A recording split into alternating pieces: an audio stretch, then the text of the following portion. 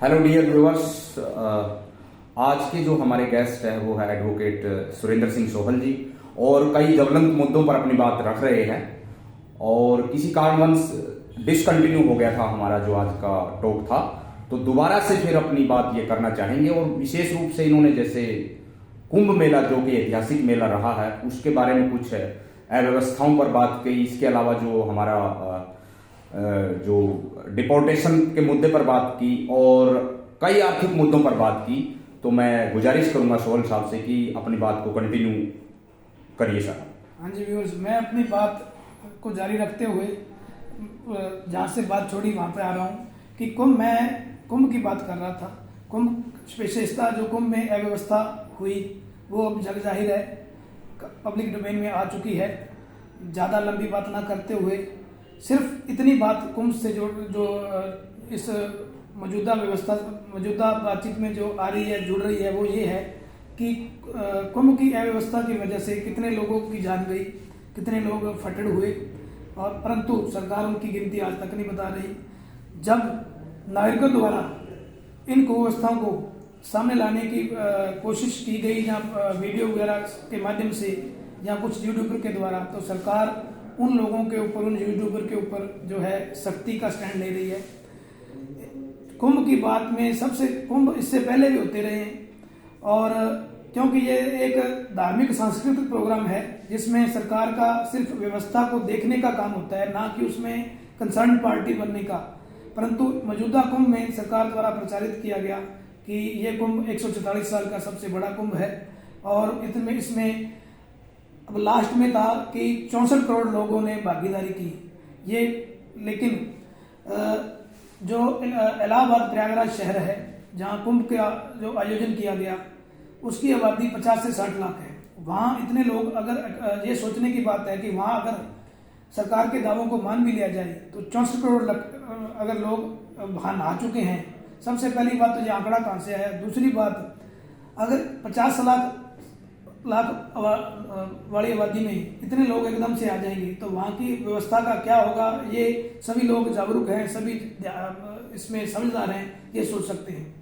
असल में सरकार ने इसको एक पार्टी बनते हुए हाइप दी गई, और कुव्यवस्था जब हुई तो उससे सरकार ने पल्ला झाड़ लिया, और लोगों को, यूपी के मुख्यमंत्री के द्वारा लोगों को जिन्होंने बात इस कुव्यवस्था की उठाई तो गिद्ध और सुअर की संज्ञा दी गई, जो कि नागरिकों का सीधा अपमान है, जिसके लिए नागरिकों को सोचने की आवश्यकता है।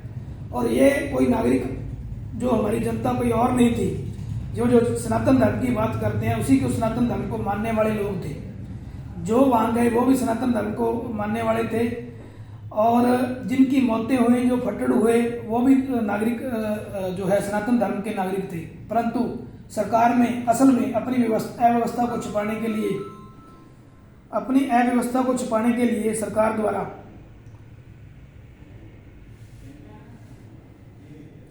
द्वारा कुछ जो जानकारियों को छुपाने के मतलब से कुछ काम किए गए ताकि उनकी व्यवस्था सामने ना आ सके। और इस मुद्दे को, असल बात सरकार की सिर्फ धार्मिक चीज़ों का, लोगों के धार्मिक अकीदे का फायदा उठाने के लिए किया गया। तो मेरी बात थोड़ी लंबी हो रही है, कुछ विषय साथ में और भी जुड़ रहे हैं। ये असल कारण इसमें ये है कि कुछ मुद्दे दिन प्रतिदिन जो है एकदम से सामने आ रहे हैं, तो जिस पे हम दोनों साथियों ने सोचा कि ये बात करनी इस पे जरूरी है, सभी मुद्दों पे थोड़ी थोड़ी बात रखनी जरूरी है, ताकि जो हम नागरिकों को एक अपने माध्यम से एक संदेश दे सकें कि वो अपनी चीज़ों के लिए जो है उनको किस तरह की जागरूकता की आवश्यकता है, ताकि वो अपने फैसले जो उनके लिए आवश्यक हैं वो ले सकें। क्योंकि पीछे एक कारण और भी है, हमारी जो है वोटिंग प्रणाली में जो कंट्रोलर है, जो इलेक्शन कमीशन ऑफ इंडिया, उसका भी सभी को मालूम है। तो सरकार हर एक इंस्टीट्यूट को जो है एक तरह से इस सरकार में बर्बाद किया जा रहा है। और वो मैं सिर्फ इसके लिए मैं कोई ये नहीं है कि फैक्ट्स विहीन बात कर रहा हूँ, फैक्ट्स इसके सामने, सभी के सामने हैं। तो नागरिकों को जो बैंकिंग सिस्टम है उसी की तरफ सरकार जो है निजीकरण की तरफ बढ़ रही है, जिससे कि आम नागरिक का कोई भला नहीं है। और जो इसमें सबसे बड़ा एग्जांपल, जब बैंक राष्ट्रीयकरण होने के बाद जो सरकारी बैंक प्रचलन में आरबीआई के अंडर है, तो महाराष्ट्र के 2 बैंक जो है, जो कोऑपरेटिव बैंक है, वो पीछे अभी अभी बहुत सी बड़ी पूंजी लोगों की जो है उसमें डूब गई है। तो इसलिए सरकार सिर्फ एक नियंता की भूमिका में रहती होना चाहिए, ना कि सरकार किसी चीज की उसमें एक तरह से कंसर्न, उसमें एक पक्षकार बनने का सरकार अगर बनेगी तो ये अव्यवस्थाएं फैलती रहेगी। और हमारे नागरिक, अगर हमारे नागरिक अधिकारों और हमारे जो है हमारे जो ड्यूटीज हैं उसको अगर थोड़ा सा भी जागरूक होकर काम करेगी तो चीजें कुछ अच्छा रूप ले सकती हैं। उसी के साथ जो आर्थिक मंदी जो छा रही है, जो शेयर धारकों का पैसा नष्ट हुआ है, उसका भी विपरीत असर हमारे समाज के प्रत्येक अंग पे होने जा रहा है। महंगाई बढ़ रही है, हर एक आदमी त्रस्त है। तो हमारी बातचीत का जो आज जो हमारा जो हम बात रख रहे हैं, सिर्फ इतना ही है, मंतव्य है कि जो नागरिकों को अवेयर किया जा सके, ताकि नागरिक इसके विषय में अपने कुछ फैसले सही ढंग से ले सके। धन्यवाद। जय हिंद, जय भारत। बहुत बहुत धन्यवाद जी सोहल साहब, और आपने बड़ा निष्पक्ष तरीके से और बड़ा न्यूट्रल वे में अपनी सामाजिक, आर्थिक, राजनीतिक और सांस्कृतिक विचार को रखा।